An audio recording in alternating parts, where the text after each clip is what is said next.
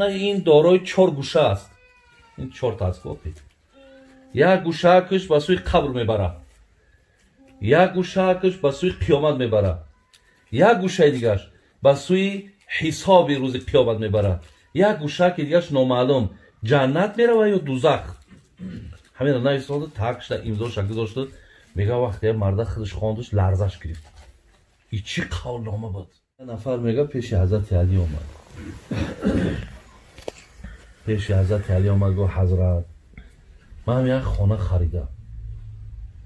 همون را یک قولنامه شنم می نویسی بعد سیخه داویر نیست. یک داویر شپر نمیکنی خیلی با حسن خطی خودت با مقصد قلم شما خیلی تبرک می شود. بسیار باید اعتبار پیدا میکنه. آخی مرده که قولنامه خانه شد حضرت علی نویساندگی. بعد حضرت علی بسیار برادرای عزیز شخصیت عالیم بودن. حضرت علی بسیار خصوصیت های خودش داره. نزد پیامبر ما بسیار محبوب بودن. بعد میگم خیلی نگاهش کرده در چشمهاش میگه بسیار دنیا پرستی را دید. بسیار یک شخصی همین عاشقی دنیا را دید. بعد گفت مایلش گفت من گفت گرفت کاغذ میگه بسم الله الرحمن الرحیم باری بلاکش نویسون. این میت گفته کسی میمبرکو این میت از میت دیگری خانه را خریداری کرد در شهر مذنبین. شهر گناهگار. این کس جای زیستش در شهر گناهگار هاست و این نفر از زمره آدمان غافل است. تاکش نویسندیست یک مردک شپر کیسیده اقلام کرد. این مردک از زمره آدمان غافل است. خانه این دارای 4 گوشه است. این 4 تا است. یک گوشه کش به سوی قبر میبره، یک گوشه کش به سوی قیامت میبره، یک گوشه دیگهش به سوی حساب روز قیامت میبره، یک گوشه که دیگهش نامعلوم جنت میره یا دوزخ. همین را نویسنده تاکش امضاش گذاشته. میگه وقتی مرد خودش خواندش لرزش گرفت. این چی قولنامه بود؟ این چی داویر نیست بود؟ میگه همین را یه حضرت گم نکرد. هر کسی را که اگر نشان میداد در او آدم میگه تغییرات پیدا میشید. هیچ یک باوری نامه زیبایی نویساند این مردک. برای همین برادران عزیز و گرامی مقصد منم چی بود که یعنی هیچ وقت دنیای ما مقدم بندگی ما نباشه یا برای دنیا ما شیده. برادرای عزیز هیچگاه امر الهی را پایمال نکنید. زیرا عمر دنیا بسیار کوتاه برادران، بسیار کوتاه. ولی پیش ما آخرت داریم، ما خانه قبر داریم. دویم گفت و اذا ترکت الامر بالمعروف و نهی عن المنکر حرمت برکت الوحی. هرگاهی که اگر در بین مرد امتای من امر معروف و نهی منکر ترک شید، الکی فهم قرآن و برکت قرآن از قلباتون گرفته میشه. نشستن پند نصیحت برادرها هیچگاه ما باید که در یاد فراموشی قرار ندیم. حتما نشستن هامون یا دیگر پند نصیحت کردن هامون اینا برای ما و شما بسیار مهمه، خیلی مهمه. شما میدونید پیامبر حتی قسم خورد گو والذی نفسی بیدی.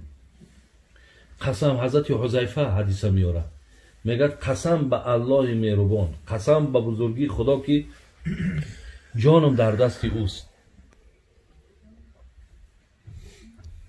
لتأمرون بالمعروف ولا تنهون عن المنکر او لیوشکن الله ان یبعث علیکم عقابا منه ثم تدعونه فلا یستجاب لکم. پیامبر گفت قسم بر آن خدایی که هستیم در دست اوست. امتای من تا زمانی که هستین موعظه و پند نصیحت ترک نکنین و هیچگاه در مقابلش هم نیستین. زیرا اینکه در کدام از قوم و جمعی که امر معروف و نهی منکر ترک شید، پیامبر گفت زود است که عذاب خدا بر بالاشون می آید. بعد از آن شما قاعده همینه دعا میکنین، دیگر دعاتون الله مهربان اجابت نمیکنه. برای چی؟ برای که شما امر به معروف و نهی از منکر ترک کردید. سیم بعد گفت و ایزا تصابت امتی سقطت من عین الله. اگر امتی من قدرت پیدا کنند که یکدیگر حقارت کنند، شما ای رحمت خدا دور میشید. دشمن میکنین یا دیگر؟ پیامبر میگه وقتی دشنام کردین ای رحمت خدا شما دورید. وای به حال آن کسی که دهن حقارتی دارد. پیامبر میگه سباب المسلم فسوق و قتاله کفر. بین کسی برادری مسلمان شه، خواهری مسلمان شه، وقتی حقارت میکنه این آدم فاسقه. فاسق امام باشه پشتش نماز نمیخونیم، اگر شاهدی باشه در شاهدی رخش نمیتیم، برای میگیم فاسقه. و قتاله کفر، کسی مسلمان هم میکشه کافر میشه. دشنامش فسقه، قتلش کفره. امروز یک بار ببینین چند قدر حقارت میکنین. همکارات حقارت میکنین، خریدارات حقارت میکنین، زن تا حقارت میکنین، فرزندات حقارت میکنین. چقدر دهنی بی‌معنی داری، چقدر حیاتی بدبختانه داری. این زنگهایی که در ما میشود، این خواهرایی که به نام خدا حاضر دیگه چه خیلی بگم آخی اکثر همین بچه ها اگه باید که گماناتون نروه ناماتون نمیگیرن. زناتون شما کی؟ شما چیکار میکنین؟ ما همین قیقی سیری بسیار یادم، ما بسیار شده همین شهر میبینم، میبینیش تماما واللهی نمیگم این آدم همین خیلی ریش داره، حاجی های، لیکن حتی حقارتاتون زبس کرده گیر. این خیلی حقارت های وزنین، این خیلی تعلیمات های بیمعنی. برادرای از احتیاط کنین. پیامبر گفته اگر حقارت کردی ای رحمت خدا دور میشه، دور میشه.